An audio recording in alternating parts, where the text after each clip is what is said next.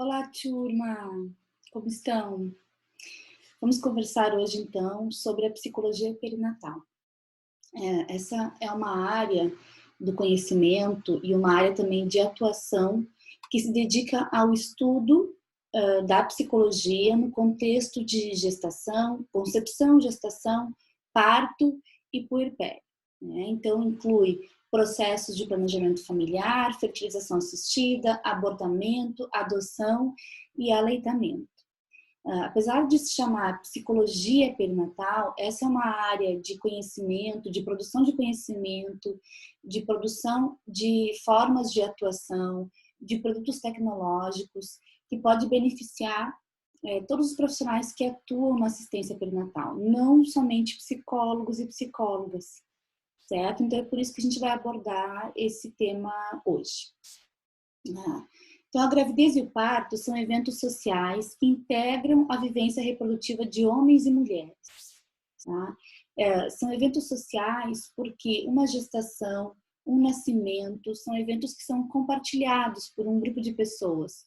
Pode ser por um grupo familiar, pode ser por um grupo estendido, mas são eventos que, na história da humanidade, sempre foram socializados, sempre foram compartilhados. Ainda que sejam eventos compartilhados e que a gente observe alguma semelhança entre as diversas experiências de homens, mulheres e famílias de uma dada cultura, a gente precisa reconhecer que a gestação e o parto são eventos singulares. Isso quer dizer que cada pessoa vivencia essa experiência de um jeito único, de uma forma que é particular. Ainda assim, a literatura ela é unânime em dizer que há um forte potencial positivo e enriquecedor, né, nessa experiência. Com isso, a gente quer dizer que todas as gestações repercutirão positivamente para a vida das mulheres? Não, não é verdade. Nós sabemos que tem gestações que culminam em processos dolorosos de entrega para adoção. Existem experiências de maternidade e de paternidade que resultam em depressão, né, ou em enclausuramento, em isolamento excessivo, em falta de apoio, em falta de rede, né, que constitua um apoio mesmo, né, nesse momento, e que então essas experiências de gestar e parir, elas também podem estar atreladas ao adoecimento e ao sofrimento. Mas o que as pesquisas nos mostram é que, passada essa experiência, que tem de ser desafiadora para todos que a vivem, passada a experiência, a maioria das famílias, dos casais, dos homens e das mulheres relatam esse potencial positivo e enriquecedor. Tá? Que mais? Nesse contexto, nós temos um desafio aí muito grande, que é o nosso desafio, né? O desafio aos profissionais da saúde, né? Os profissionais da saúde devem manter-se em seu papel coadjuvante nesse momento. E por que isso é um grande desafio para nós? Porque a nossa formação ela é pautada em técnicas intervencionistas. Isso quer dizer que nós somos treinados, nós somos capacitados para identificar quando algo não vai bem, para identificar quando é chegado o momento de nós tomarmos alguma providência, quando identificarmos e avaliarmos em quais situações nós podemos ser úteis, né, para aquela família, para aquela mulher. E isso faz com que o nosso olhar ele esteja um tanto viciado, sabe? Em identificar um problema, em observar que as coisas não vão bem, e a intervir demasiadamente, e a intervir em situações que não seria necessária a intervenção. Então, um exercício importante para todos os profissionais que atuam na assistência perinatal é treinar a escuta e a observação. Então, nós precisamos investir muito em escuta, muito em observação, muito em encorajamento e mesmo nas ocasiões em que nós temos que intervir e que identifiquemos uma necessidade de intervenção, quando ela for identificada, ela deve ser realizada, é claro que sim, mas que a gente possa ainda assim ressaltar os aspectos positivos, né? Então, a gente vê aí na assistência perinatal uma oportunidade de colocarmos o nosso conhecimento a serviço e bem-estar das mulheres e dos seus bebês, em especial, repercutindo assim em toda a família. Isso quando a gente intervém somente quando necessário. Por que é importante falar disso? A intervenção somente quando necessário, acho que do ponto de vista da medicina, ou da enfermagem, ou da fisioterapia, a gente nota rapidamente quais são as consequências disso, porque uma intervenção, ela de modo geral leva a outra intervenção, né? Toda intervenção no corpo, do ponto de vista da fisiologia, ela tem uma repercussão e ela pode acarretar numa necessidade de uma cadeia de intervenções posteriores para dar conta das consequências de uma primeira intervenção realizada. E do ponto de vista da psicologia, muitas vezes a gente não reconhece os impactos negativos de uma intervenção desnecessária realizada. Mas a verdade é que quando a gente sugere para uma família que ela só será capaz de cuidar do bebê com o meu apoio, né, com a minha orientação, com a minha presença ou com o meu aconselhamento, e muitos psicólogos trabalham nessa área com aconselhamento, com orientações. E se eu não sou capaz, como profissional da psicologia, de encorajar essa família a tomar iniciativas por conta própria, assumir as responsabilidades sobre o cuidado da criança, ou assumir a responsabilidade sobre as suas próprias decisões, eu tenho também consequências de uma necessidade de intervenção futura, assim como em outras áreas, assim como do ponto de vista fisiológico, né? Eu acompanhei algumas famílias em consultório, por exemplo, em que a mulher foi levada a uma cesariana desnecessária, mas daí ela também aí, a partir do momento do nascimento, da ocasião do nascimento, ela já permanece com uma sensação de que ela é incapaz, de que o corpo dela falhou, de que ela não tem recursos pessoais para lidar com aquela situação que é do nascimento. E depois enfrentou alguns obstáculos com relação ao aleitamento, também sendo pouco encorajada ou tendo pouco investimento no que diz respeito ao seu potencial para amamentar um bebê. E daí, depois vem o desfraude, e ela também não se sente capaz de fazer e acompanhar o desfraude do seu bebê. Aí tem o desmame, e daí tem a entrada na escola. E muitas vezes, quando um profissional da psicologia se coloca aí como alguém capaz de encontrar uma solução, ele próprio encontrar uma solução para todas as crises que são habituais do ciclo vital, ou que são habituais da família, assim, essa família pode estabelecer uma relação de dependência com esses profissionais especialistas. Essa família pode sentir que precisa consultar um especialista para qualquer tomada de decisão, para qualquer condição um pouco mais desafiadora ali do seu contexto familiar e do desenvolvimento da criança. Então, há um perigo aí quando a gente se propõe a realizar intervenções sem que, junto a elas, a gente também encoraje essas famílias, né? A gente fortaleça o seu potencial, as suas condições de lidar com as adversidades e com as crises que são típicas do desenvolvimento infantil ou das relações familiares. Tá? Então, tanto do ponto de vista fisiológico, orgânico, quanto do ponto de vista psicológico e emocional, as intervenções precisam ser muito bem pensadas. Primeiro, se elas são necessárias ou não, e segundo, se não necessárias, como fazê-las, de modo que elas de fato beneficiem essa mulher, esse bebê e a sua família, certo? Então, conceber, gestar, parir e cuidar. Esses são fenômenos aí incluídos no que a gente chama de perinatalidade, né? E daí a gente tem que sempre lembrar que não há como humanizar ou cuidar desses momentos todos sem reconhecer a autonomia das famílias e a pessoalidade envolvida em cada parto e nascimento. Acho que faltou dizer que a ênfase dessa aula é o parto e nascimento, né?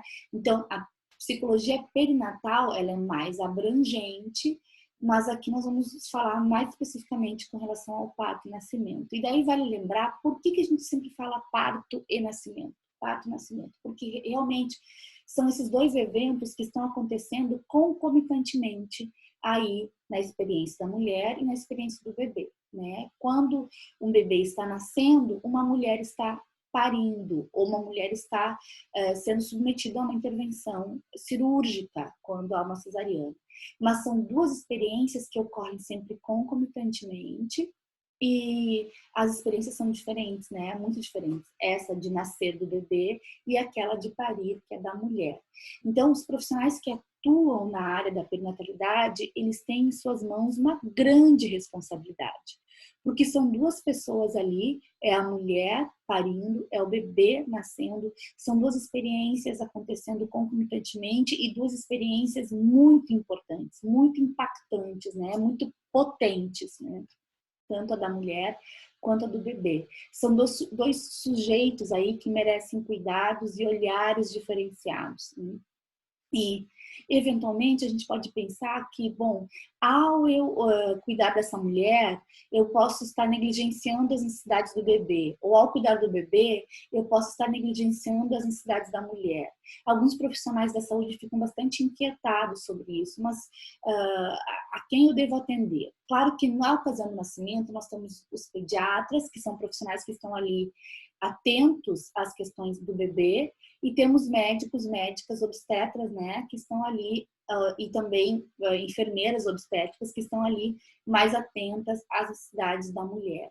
Mas vale lembrar que logo que nasce o bebê, o seu mundo é a sua mãe, né? Então, ao cuidar de uma mulher que acabou de parir ou que está parindo, nós estamos também cuidando do seu bebê, né? Do mesmo modo que para a mulher que está parindo, o seu mundo, né, durante um tempo é o seu bebê. Então, cuidar bem de um bebê, assisti-lo em todas as suas necessidades, é também forma de cuidar a mulher.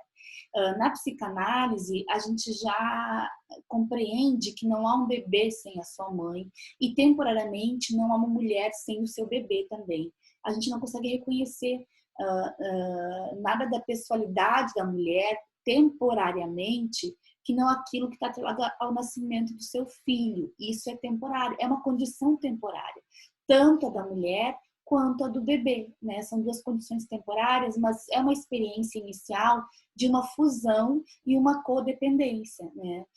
A mulher que está bem colocada na sua função materna, ela quer dizer que ela está envolvida do ponto de vista emocional e que ela não está adoecida também, e que ela, e estou falando de uma mulher que tem também uma rede, né, que tem um ambiente que sustente a posição materna dela, ela não estará bem se o bebê dela não estiver bem, né? E o contrário também é verdade, né? Um bebê aí que está num processo de desenvolvimento muito incipiente, a gente está falando aí de condições egóicas precárias de um bebê recém-nascido, ele não estará bem se a sua mãe não estiver bem. Quando eu falo mãe, entendam que não necessariamente eu estou me referindo à mãe biológica do bebê. Apesar desses eventos estarem mais frequentemente ligados, mais frequentemente a pessoa que assume o cuidado do tipo materno, esse cuidado primário ao bebê, é a mulher que gestou e que pariu o bebê. Isso é o mais frequente na nossa cultura e no nosso tempo, né, atualmente. Mas não é assim em todos os casos, sabemos bem disso, sabemos que bebês são entregues à adoção, sabemos que, eventualmente, mulheres no pós-parto imediato são acometidas por algumas situações de adoecimento, de necessidade de hospitalização ou de necessidade de afastamento do bebê, e não há problema algum que outro adulto amadurecido, bem colocado nessa função de cuidado, que é um cuidado bastante identificado com o bebê, um cuidado devotado ao bebê, que esse adulto assuma essa função de cuidador primordial e corresponda às necessidades do bebê, ok? Então, eu não estou falando necessariamente que tem que ser uma mulher, eu não estou falando necessariamente que tem que ser a pessoa que concebeu, que gestou e que pariu o bebê, mas eu estou falando de alguém, um adulto, cuidador, bem colocado na sua função, identificado com o bebê, alguém que se preocupa com o bebê, né, e que consegue assumir, então, essa posição de cuidado. Certo? Não é qualquer cuidador, Eu não estou falando da possibilidade de haver um cuidado técnico, por exemplo. Não pode ser um enfermeiro, uma enfermeira, né? Porque, bom, e daí acho que esse é um ponto importante. Na verdade, nós temos situações em que os bebês precisam ser cuidados por um ambiente institucional, né? E isso pode ser temporário ou não, né? Ou pode ser por alguns meses. E daí nós temos que cuidar para que esse ambiente que recebe o bebê seja o mais satisfatório possível. Lembrando que o melhor ambiente para um bebê se desenvolver é um ambiente familiar, cuidadoso. A melhor condição é de um cuidador que sinta que o bebê é importante, que esteja atento às necessidades do bebê. É isso que eu quero dizer, que não é um técnico ou uma técnica ou um profissional que possa fazer esse cuidado. O bebê humano, ele precisa de alguém devotado a essa função, a essa experiência de cuidado, e essa devoção inclui um real interesse pelo bebê, pelas demandas do bebê, pelas suas necessidades, e o desenvolvimento de um senso de pertencimento. Então, estou falando aqui de algum adulto que receba esse bebê e que cuide dele, sentindo que ele é seu, né? É o meu bebê, é o meu filho, é o meu neto, é meu, é da minha família, né? Esse senso de pertencimento que é muito próprio da relação parental, mas que na ausência dos pais, ou na necessidade de que essa criança seja cuidada por uma instituição, que a gente procure um cuidado o mais próximo disso, certo? Então, aqui tem uma pergunta, né? A violência, deixa eu tirar daqui, a violência obstétrica, ela é uma realidade no Brasil, que ficou escondido no Brasil? Essa é uma pergunta, né? E nós tivemos essa resposta muito satisfatória por uma pesquisa realizada em 2011 pela Fundação Perseu Abramo, que mostrou que 1 entre 4 mulheres brasileiras declararam ter sofrido algum tipo de violência no parto, nas maternidades e hospitais públicos e privados, né? 1 em cada 4. Então, isso quer dizer que é frequente, que é uma condição frequente no Brasil. Não só está presente na realidade brasileira, como é frequente. Né? Então, que elas se referiram a exames de toque dolorosos, a negativa para o alívio da dor, a não explicação dos procedimentos realizados durante o parto, o impedimento da presença do acompanhante, a negativa de atendimento, né? Assim, exigindo que a mulher espere prolongadamente ou que não incomode, enfim, gritos, xingamentos ou humilhações vividas no momento do parto. Né? Isso tudo foi relatado por essas mulheres e está tudo registrado nessa pesquisa, que é uma pesquisa muito importante, uma das maiores já realizadas sobre violência obstétrica no Brasil. Eu acho importante aqui lembrar que a violência ela é sempre relatada do ponto de vista de quem a sofre, né? É quem sofre a violência é que pode falar a respeito dessa experiência. A gente escuta de muitos profissionais, e é uma verdade na maioria dos casos, que eles não tiveram a intenção de agredir, de violentar, que eles fizeram o seu melhor, que eles fizeram o que achavam que estava certo, que estava bom. E tudo bem, né? Nem sempre somos violentos quando temos a intenção de ser, né? E daí eu quero só fazer um paralelo com outras situações que podem nos lembrar que a violência não necessariamente é uma condição de escolha profissional. Então, assim, como nós temos nossos filhos também, utilizamos práticas educativas que escolhemos, que consideramos que sejam as melhores, ainda assim podemos ser violentos com nossos filhos, mesmo que a nossa intenção seja a de protegê-los, a de educá-los, a de discipliná-los, por exemplo, com relação a algum comportamento dos filhos e tudo mais. Vou tirar daqui para enxergar ali no Brasil. Então, eu quero dizer para vocês que a violência nem sempre é intencional. Ela pode ser não intencional. Então, um profissional ele pode realizar uma intervenção, como por exemplo um exame de toque repetidas vezes, porque ele aprendeu que é assim, ele aprendeu que essa é a melhor forma de cuidar, certo? O profissional também pode não explicar sobre os procedimentos que ele está realizando, porque ele aprendeu que era assim, que tinha que fazer e ponto. e que nenhuma usuária do serviço de saúde tem condições de entender sobre os procedimentos, ou que ela não precisa ser comunicada, porque ela não vai decidir se eles serão feitos ou não, né? Então, assim, muito da violência que acontece, ela não é intencional, ela está atrelada a um processo formativo que conduz o profissional a ter determinada postura ou a proceder de determinada forma. Bom, então isso quer dizer que a violência não existiu porque eu não sabia, porque eu não tinha intenção? Não, ela existiu. Ela só não foi reconhecida pelo profissional como um ato violento. Né? Então, esse é um aspecto importante, porque se uma mulher diz que se sentiu agredida, diz que se sentiu violentada, ponto, já é o suficiente para que o profissional revise a sua prática. Do mesmo modo que se um filho meu disser que se sentiu triste, que se sentiu agredido, que se sentiu magoado com o modo como eu falei com ele, com o modo como eu agi, isso já deveria ser o suficiente também para eu repensar a minha prática educativa. Eu posso fazer as mesmas coisas de um modo diferente, de um modo que não agrida, que não seja um ato violento com a pessoa que recebe, certo? Então, isso também, claro, isso sugere, exige uma certa disposição dos profissionais para essa revisão constante de suas práticas, de suas escolhas profissionais, e isso não é fácil, né? Eu não quero dizer que... eu reconheço que há um desafio aí posto, certo? Vamos ver o que mais, então. Quais condutas podem favorecer a sensação de segurança na gestante e na família, né? Então, isso é um aspecto importante, né?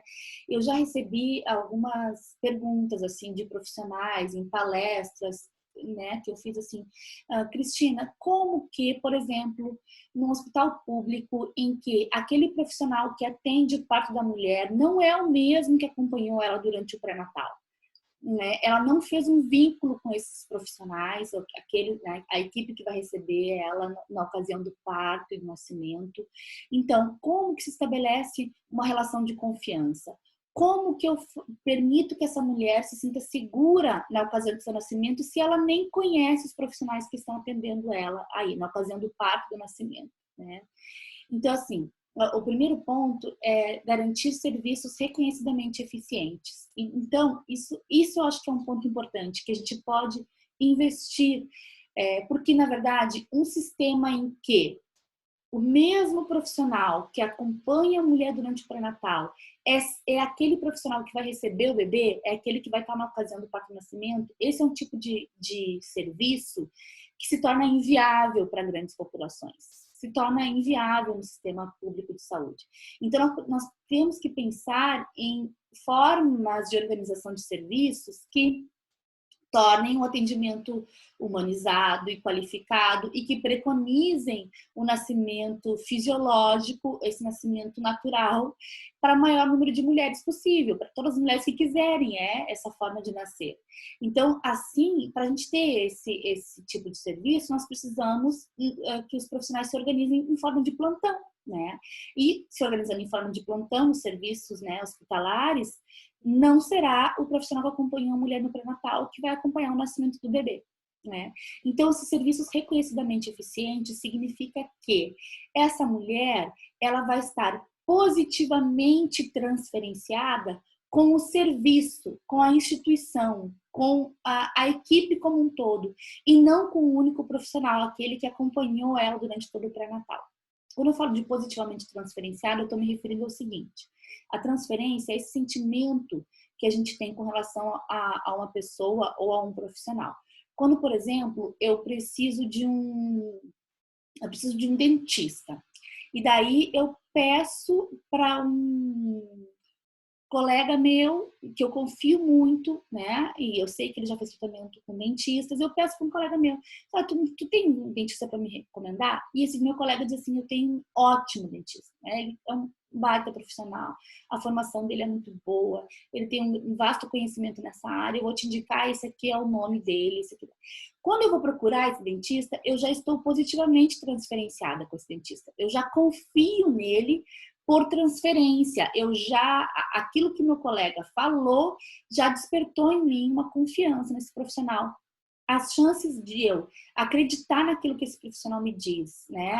As chances de eu confiar nesse profissional são muito maiores do que se eu pegar no catálogo uma lista de dentistas e ali, aleatoriamente, escolher um e lá marcar, né?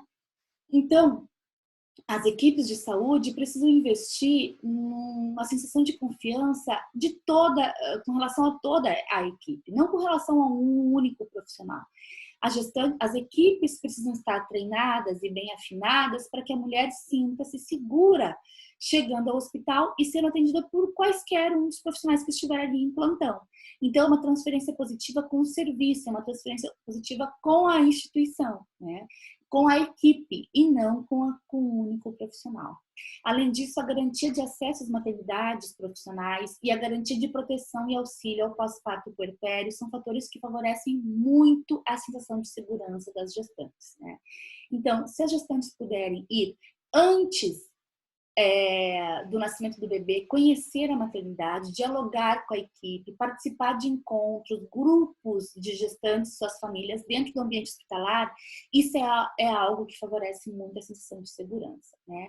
E esse auxílio do pós-parto, muitas vezes, ele pode ser um telefonema que qualquer profissional da equipe pode fazer uma semana após o nascimento, 15 dias após o nascimento do bebê, um telefonema de alguém da equipe, que pode ser um profissional da psicologia ou de qualquer outro área da saúde, telefone e pergunta como estão as coisas aí, desde que vocês receberam alta, vocês têm alguma dúvida? E com relação ao aleitamento, e com relação ao sono, né? E com relação às rotinas, aos cuidados, a questão do umbiguinho do bebê, já caiu, não caiu, enfim. Então tem uma série de perguntas aí que essa garantia de proteção e auxílio no pós-parto, mesmo que seja por meio de um telefonema, algumas equipes conseguem se organizar para fazer ao menos uma visita domiciliar após o nascimento do bebê, isso é ainda melhor, mas um telefonema já é uma garantia bem importante. Ter um ambulatório no serviço também, que possa atender as mulheres com relação ao aleitamento, por exemplo, ou alguma outra demanda que surgir no pós-parto, que elas possam retornar até o hospital e serem assistidas pelos profissionais desse ambulatório. Então, são essas garantias de proteção aí que podem favorecer a sensação de segurança da gestante e da sua família também, certo? E outra pergunta aqui, as políticas e estratégias de humanização garantem o cuidado respeitoso? E a resposta é não. A gente pode dizer que as políticas e estratégias, elas favorecem o cuidado respeitoso. Porque quando bem lidas e quando bem empregadas, elas realmente podem ajudar bastante, certo?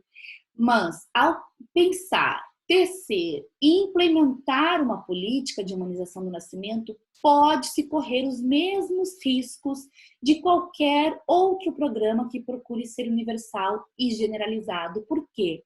As políticas e estratégias não dão conta do singular.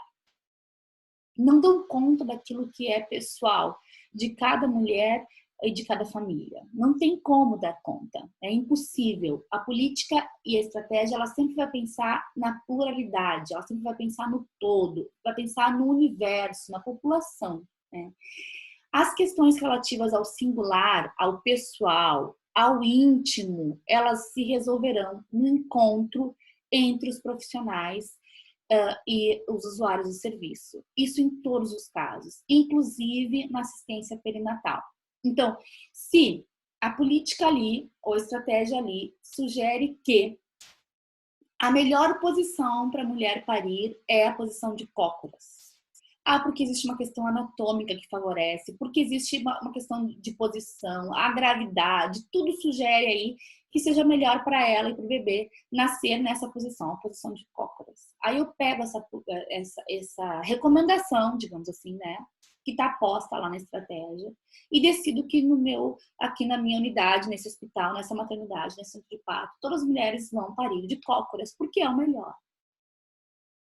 Essa posição, para algumas mulheres, pode ser muito desconfortável, pode ser impossível, ela pode não conseguir ficar, ela pode não querer ficar, ela pode se sentir constrangida, ela pode estar muito fadigada, ela pode estar exausta, né? Inclusive na ocasião que o bebê nasce. Então, qualquer recomendação é plural. é sempre com base em evidências científicas. As evidências científicas, elas são muito importantes. Aliás, somente hoje a gente tem garantido para as mulheres um parto e garantido cada vez mais para os bebês um nascimento com base em evidências científicas. Até pouco tempo atrás, tudo que se fazia em obstetrícia não tinha respaldo científico. Hoje tem, né? Quer dizer, hoje estamos caminhando para que se tenha, né? Não tem essa garantia ainda para todos, mas estamos caminhando para isso. Agora, a nossa vida não é feita de evidências científicas. A evidência científica ela é feita com base em populações, em grandes populações, né? Então, sabe-se que é o melhor para a maioria. Mas a gente precisa resgatar o pessoal, a gente precisa resgatar aquilo que é particular, que é individual.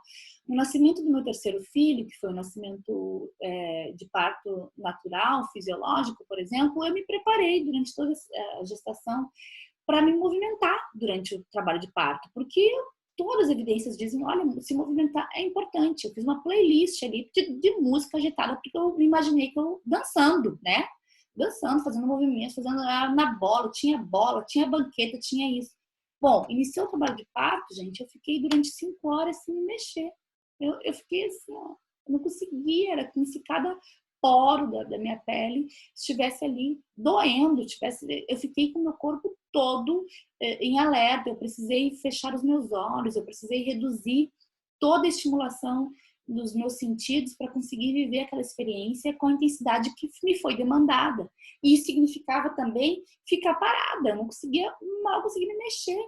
Eu me mexi umas 2 ou 3 vezes, né? Eu fui até a cama, deitei na cama, depois saí da cama, fui para a banheira, e depois da banheira eu só fui me mexer efetivamente na hora do expulsivo, que daí eu fiquei nessa posição de cócoras, né? E porque eu senti que era importante, porque a enfermeira obstétrica me disse, olha, Cristina, vai ser melhor se tu conseguir, vamos tentar. Eu fiquei de cócoras, ele nasceu.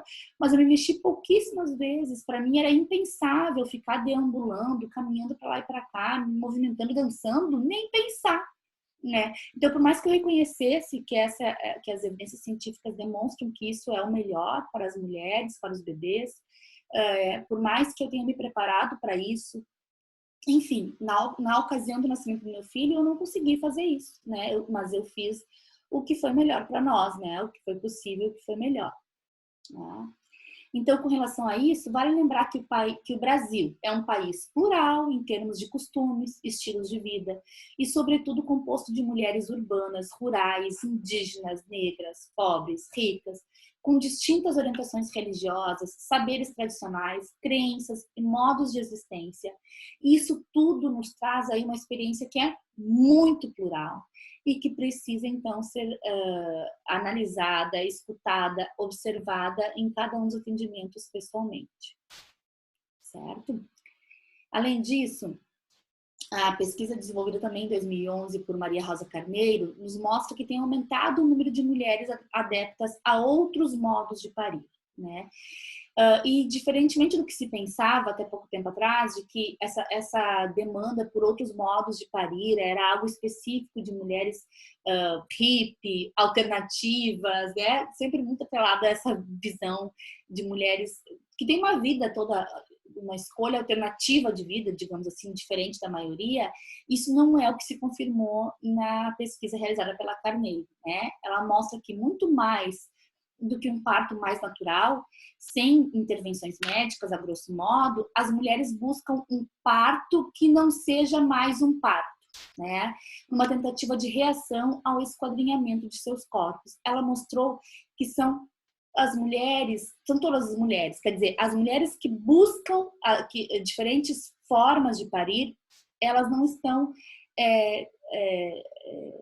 engessadas, digamos assim, num padrão de vida, num padrão de alimentação, em alguma escolha em especial. São mulheres de diferentes segmentos sociais, são mulheres com diferentes formações intelectuais, são mulheres que constituem diferentes formas de família e que buscam um respeito ao seu modo único de parir, né? Então, essas mulheres, elas procuram, na verdade, recuperar uma pessoalidade que entendem como perdida num processo de despersonalização dentro do âmbito hospitalar e dos demais serviços de saúde. Então, vejam que as mulheres clamam cada vez mais, pedem. Esse é um movimento crescente no Brasil. Nos próximos anos cresce ainda mais. O que elas clamam é para que a sua personalidade, as suas escolhas, aquilo que é singular, a sua experiência, seja levado em consideração. Certo? Então, nesses casos, a cesárea ou até alguns procedimentos podem ser bem aceitos, né?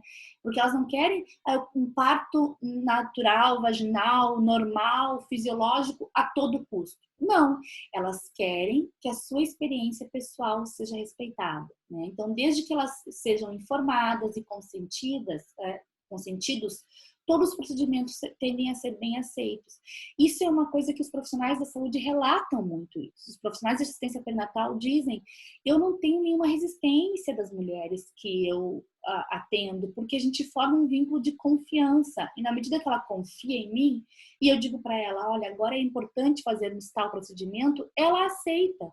Porque nenhuma mulher vai colocar o seu desejo ou o seu planejamento aí na ocasião do parto acima da segurança, da sua própria segurança ou da segurança do bebê, certo? O que acontece é que, eventualmente, essa relação de confiança não é bem estabelecida. E daí a mulher duvida do profissional. Né? Então, o que o profissional precisa fazer é investir nessa relação para que a mulher não questione, não ponha em dúvida, não ponha em xeque aquela orientação. Se a mulher confiar, ela vai entender que aquela orientação, aquele procedimento é necessário, foi bem avaliado e é necessário. E ela não vai colocar em risco a saúde dela, ou a vida dela, ou a do filho dela. Então, desde que as parturientes sintam-se escutadas em seus anseios, desejos, crenças e trajetórias pessoais, elas vão consentir, né? Elas vão aceitar aquilo que for necessário que seja feito. Certo? Então, a padronização do atendimento hospitalar pode contribuir para o desaparecimento da pessoa, da mulher que está por parir. Então, também por isso, algumas mulheres têm optado por não ter os seus bebês nos hospitais, né? Porque elas querem garantir aquilo que é a sua escolha. Elas não querem ter os seus filhos num padrão de assistência hospitalar que é comum a todas as mulheres. Elas querem ter os seus filhos do seu modo único, com as suas escolhas aí asseguradas. Então, para algumas mulheres, o hospital pode não simbolizar saúde e segurança. Vale lembrar que essa situação de um parto fora do hospital é uma condição muito especial no Brasil e que pouquíssimas mulheres acessam. Primeiro porque no Brasil nós temos pouquíssimas casas de parto e centros de parto. Também temos poucas equipes que atendem parto domiciliar planejado, né? Então, para algumas mulheres, sim, no Brasil, principalmente na região norte e nordeste, ter o seu bebê em um hospital não é uma opção. Então, muitas vezes elas têm os bebês em domicílio, e isso não se trata de um parto domiciliar planejado, muitas vezes, porque não foi nada planejado, a não ser aquela parteira que é chamada na ocasião do nascimento, mas não houve uma preparação para isso.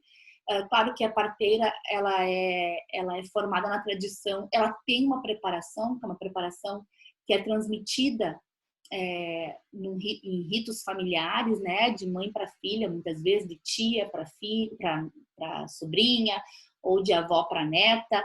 As parteiras formadas na tradição, elas se formam assim, né, muitas vezes isso é uma transmissão transgeracional. E elas têm um conhecimento, sim, que deve ser reconhecido, mas nem sempre é um parto e um nascimento que são tão seguros quanto poderiam ser, né? Então, porque muitas vezes não tem ali os equipamentos necessários. Já no parto domiciliar planejado das zonas urbanas, por exemplo, de um modo geral, as equipes carregam consigo todo um material, todo um aparato que garante uma maior segurança da mulher e do bebê, com alguns equipamentos de pronto atendimento, né, alguma situação emergencial, e também com um plano de transferência hospitalar, quando necessário. Enquanto que essas mulheres dessas regiões em que os hospitais não são acessíveis, elas não têm um plano de transferência hospitalar se for necessário, e isso coloca também ela e o bebê ainda mais em risco, tá? Mas, para algumas mulheres, vale lembrar que o hospital pode não simbolizar saúde e segurança. Numa situação como a gente está vivendo agora, dessa pandemia, por exemplo, o hospital se tornou um espaço, um ambiente ainda menos seguro para mulheres e seus bebês. Né? É o espaço, atualmente, mais contaminado pelos vírus. Sempre foi, né, um espaço muito contaminado. A gente pode, inclusive, pensar sobre isso. Né? Por que a gente leva mulheres a terem seus bebês no hospital, num lugar tão contaminado? Né? Será que é a melhor escolha mesmo? Né? Será que a gente não teria como permitir que uma mulher tenha acesso a toda a tecnologia disponível dentro do hospital, mas fora dele, para que ela necessite também um lugar um pouco mais seguro do ponto de vista da transmissão de vírus e bactérias, né? Mas então, pelo contrário, o hospital pode ser visto como um local em que a família precisa enfrentar resistências para se fazer valer os seus desejos, né? Para se fazer valer. E também é onde a mulher estaria muito mais exposta a uma série de procedimentos de rotina. E cada vez mais as mulheres estão acessando informações, então cada vez mais se reconhece que o hospital é um ambiente bastante interventivo, né? Onde acontece um maior número de intervenções. E é possível também que muitas mulheres acabem indo para o hospital, mas com esse receio. Então, cabe também à equipe de assistência perinatal mostrar para essa mulher que esse receio não é necessário. Né? Então, que mais? A saúde é um fenômeno multidimensional. Aspectos psíquicos, sociais, espirituais, emocionais têm importância. Quanto antes nós reconhecermos isso, antes teremos também uma assistência de maior e melhor qualidade. Tá? E a assistência perinatal, ela deve incluir toda a família. Esse é outro desafio dos profissionais, porque, poxa, né, eu não atendo só a mulher, só o bebê, mas nós temos ali pais, avós, tios e tias, todos têm a sua vida impactada pela chegada do bebê. Né? O bebê, ele chega numa família, ele tem um potencial de esperança, de renovação das esperanças dessa família, mas ele recoloca todos os componentes da família em uma nova condição, em um novo lugar.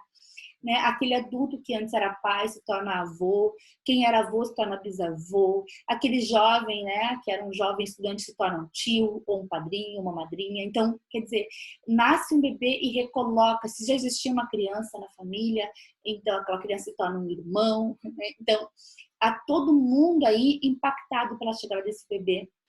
E eu sei que é um grande desafio, e por isso também eu acho que cada vez mais a gente precisa ter psicólogos nas equipes perinatais, porque é um profissional aí que consegue atender a essa multiplicidade de demandas que corresponde a todos os sujeitos envolvidos no nascimento, né? Certo? E o que o bebê precisa? O que um bebê precisa?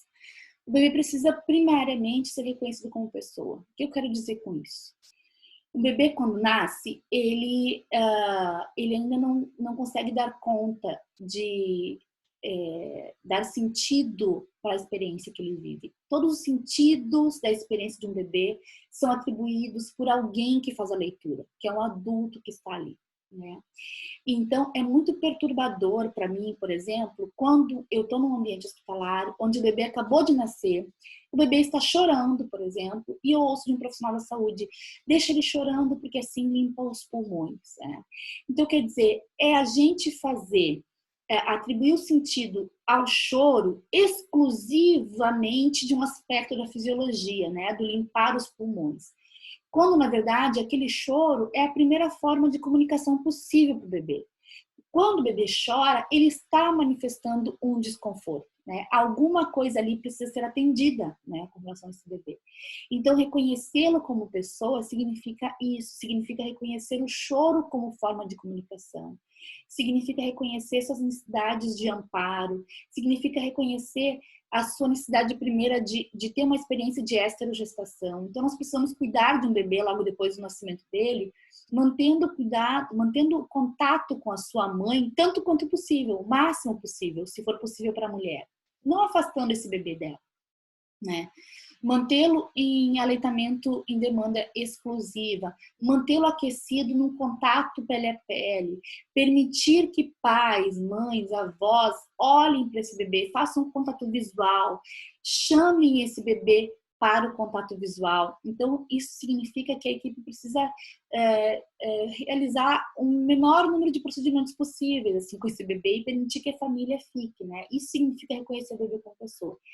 É claro que eu estou falando aqui da situação em que o bebê nasce bem, né? Se o bebê precisa de um cuidado intensivo, se o bebê precisa, se eu atendo essas necessidades, eu também estou reconhecendo ele como pessoa, né? Como uma pessoa que nasceu com algum desafio aí a ser superado do ponto de vista fisiológico, né? Então, eu não quero romantizar o nascimento e entendendo esse momento como sempre um momento lindo, em que tudo dá certo, em que não acontece nenhuma intercorrência. Não, eu estou me referindo ao maior número dos casos de nascimento, que são esses, em que as intercorrências são menos comuns, menos frequentes. E daí, nesse contexto, o que nós podemos fazer para garantir aí um cuidado satisfatório e respeitoso para a mulher e para o bebê? Certo? Então, para finalizar aqui, turma, só lembrando que a psicologia perinatal, ela é uma área do conhecimento que pode favorecer todos os profissionais de assistência perinatal, né? Apesar de levar esse nome, psicologia perinatal, mas na verdade ela se configura como um convite para que todos os profissionais reconheçam que há uma psicologia ali, que há um sujeito inteiro na mulher que vai ter um bebê, que há um sujeito em formação, em constituição naquele bebê que acaba de nascer, e que todas as demandas, todas as necessidades aí, que são do ponto de vista fisiológico, mas também são do ponto de vista espiritual, social e emocional, precisam ser atendidas. Isso não é fácil. Eu reconheço que não é fácil, eu reconheço que é desafiador, mas eu espero também que vocês reconheçam que isso tudo é necessário, né? Certo? Agradeço então pela atenção de vocês por hoje. Tá aqui o meu e-mail, cristinascruel@gmail.com. Eu espero que vocês escrevam se tiverem alguma dúvida e que possamos ter outras oportunidades para falar a respeito desse assunto. Tá bom, turma? Vejo vocês em breve. Um beijo.